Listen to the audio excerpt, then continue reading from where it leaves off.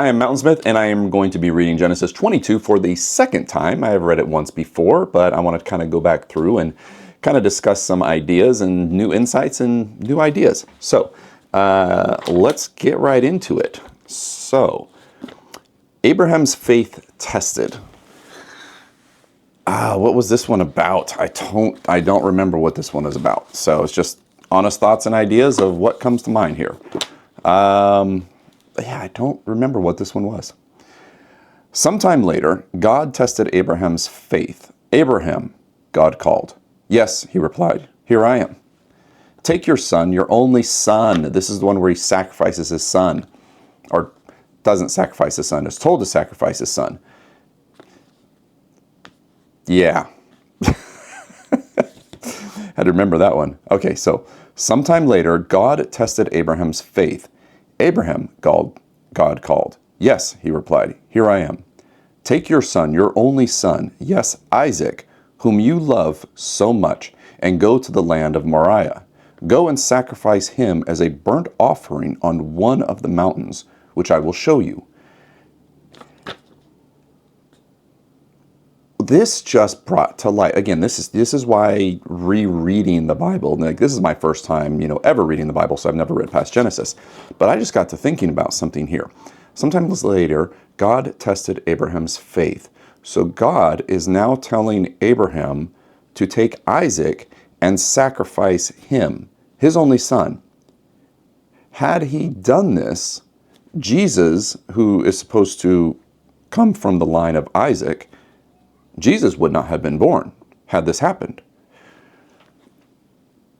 Never thought about that. I don't know a whole lot about the Bible, but as I've been reading and kind of learning a few things as I go, that is really interesting to think about how this potential sacrifice, had Abraham gone ahead and followed through, Jesus then would not have been born, or perhaps a different line would have been born, maybe not Jesus, but maybe in a different way.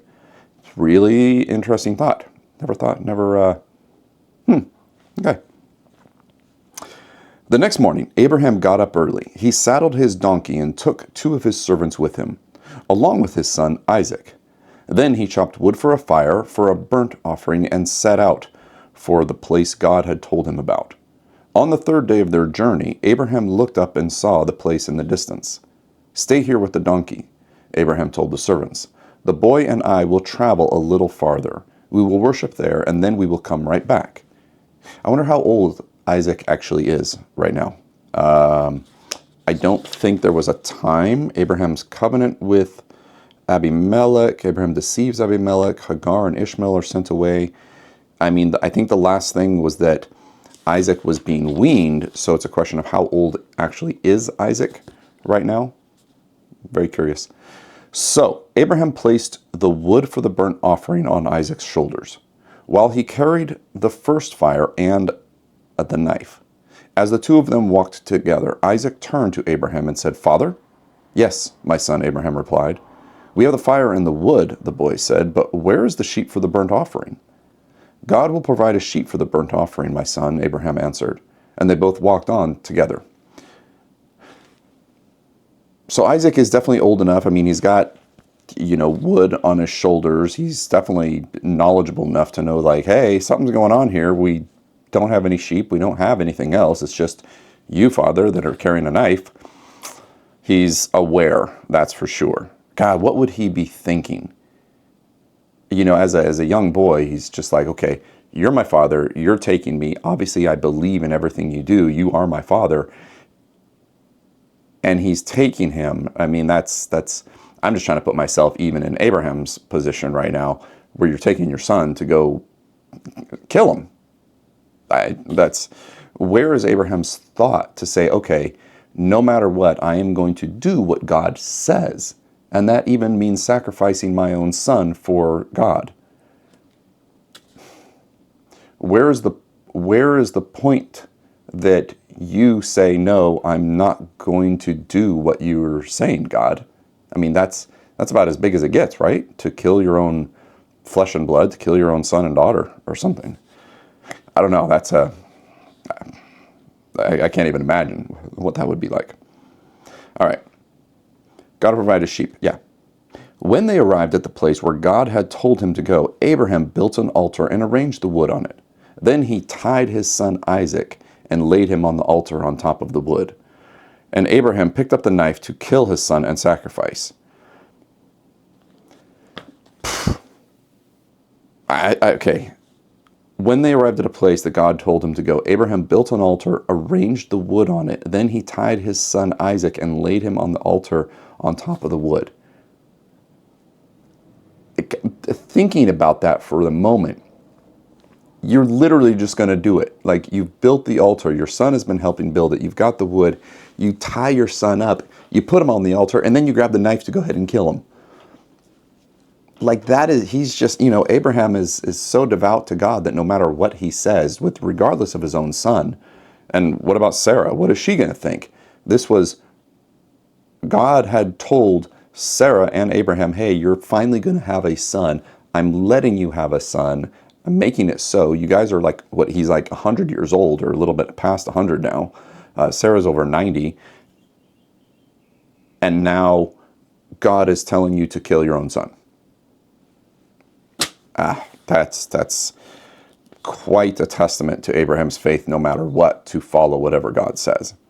I don't know if I would do that. I don't know how, that's the truth of it, right? How many people would really just say, okay, absolutely, whatever you say. Now, at that moment, the angel of the Lord called to him from heaven, Abraham, Abraham. Yes, Abraham replied, here I am. Don't lay a hand on the boy, the angel said. Do not hurt him in any way, for now I know that you truly fear God. You have not withheld from me, even your son, your only son. And that's what it comes down to. You truly fear God. So Abraham, by that statement, do not hurt him in any way, for now I know that you truly fear God, which just says, to me, the way I'm reading this, no matter what, Abraham fears God across the board. It's not even that he believes in the faith then, like I just mentioned, like to be so faithful to God, but yet the angel here is saying, I now know that you truly fear God. So Abraham fears God no matter what he does. So he would, whatever God says, he's fearful.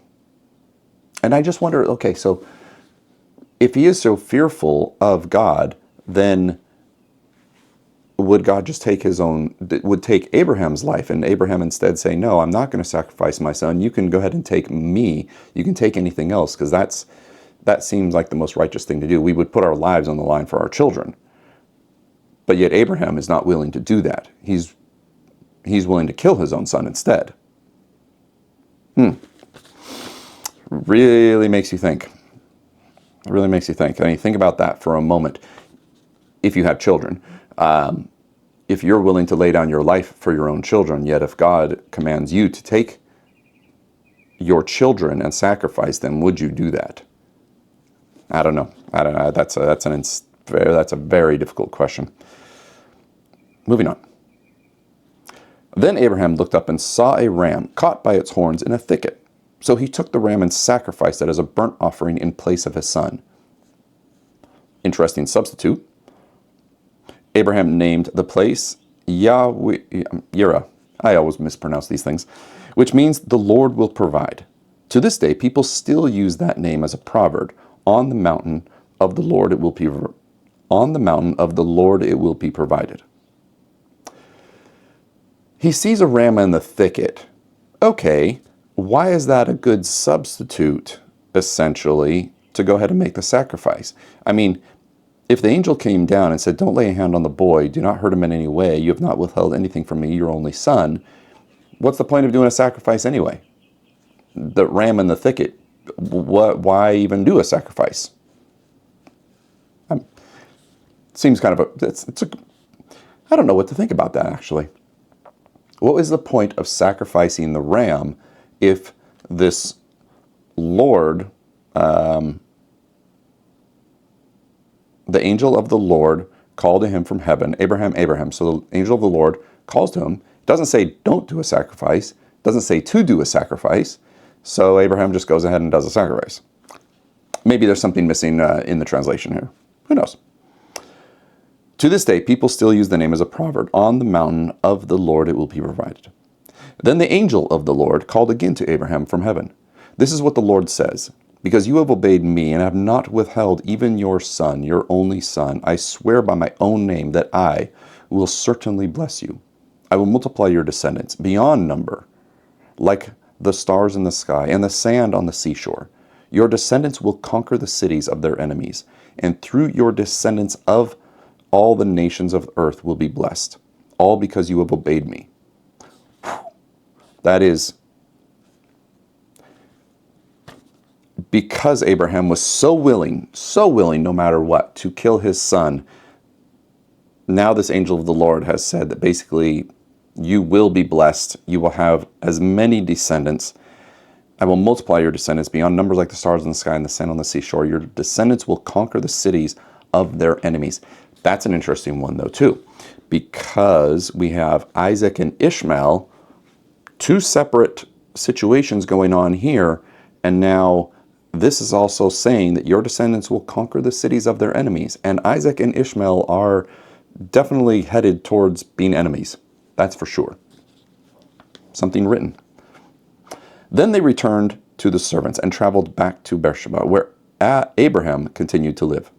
Soon after this, Abraham heard that Milcah, his brother Nahor's wife, had borne Nahor 8 sons. The oldest was named Uz. The next oldest was Buz, followed by Kemuel, the ancestor of the Arameans, Keza, Hazo, Pidash, Kildab, and Bet-I. Can't even pronounce all these. Bethuel became the father of Rebekah. She's important. In addition to these 8 sons from Milcah, Nahor had 4 other children from his concubine Remuah. Their names were Teba, Gum, Tasha, and Makkah. Totally messed up all those names. But here is something of interest. Then they returned to the servants and traveled back to Beersheba, where Abraham continued to live. I wonder if he ever told Sarah what was going on. He went back. I wonder if Isaac ever said, hey, you know what, Mom, guess what? I was tied to an altar and Dad was like, had a knife and was about to kill me. I wonder if the servants ever thought to say anything. It's a lot to think about there.